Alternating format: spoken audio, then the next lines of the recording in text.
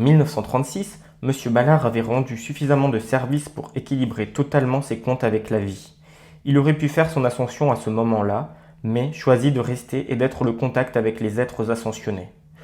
M. Ballard soutint qu'il ferait son ascension seulement quand je me serai suffisamment purifié et nettoyé, quand j'aurai répandu suffisamment d'amour et de gentillesse, quand j'aurai été suffisamment humble et reconnaissant, quand j'aurai suffisamment servi, alors seulement j'entrerai dans la maison de ma présence. 20 000 guérisons sont attribuées à Guy Warren Ballard, qui quitta son corps le 20 décembre 1939 à 5h20 du matin au 2545 avenue de Vermont, Los Angeles, dans la maison de Donald. Il fit l'ascension le 31 décembre 1939. Il avait encore enseigné à moins d'une semaine de sa maladie. Il fit son ascension en vertu de la nouvelle dispensation délivrée en 1938.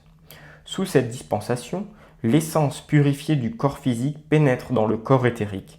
Ce dernier se mélange au jeu christique et le jeu christique se mêle à la présence I Am, tout cela en pleine conscience.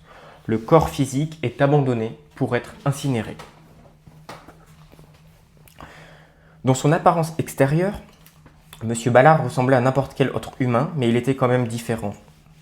Ses corps intérieurs, véhicules, avaient été purifiés, ce qui permettait à la lumière d'y affluer et de circuler librement. M. Ballard utilisait le nom de plume de Godfrey Red King, ce qui veut dire « God frees by the power of light and become kings ». Dieu libère par le pouvoir de la lumière et devient roi. Après son ascension, le titre honorifique d'obéissant à Dieu lui fut conféré. M. Ballard fut le canal de forme humaine que Saint-Germain utilisa pour apporter l'instruction des maîtres ascensionnés à l'humanité. Il fut la porte ouverte à travers laquelle les maîtres pouvaient travailler dans le royaume physique.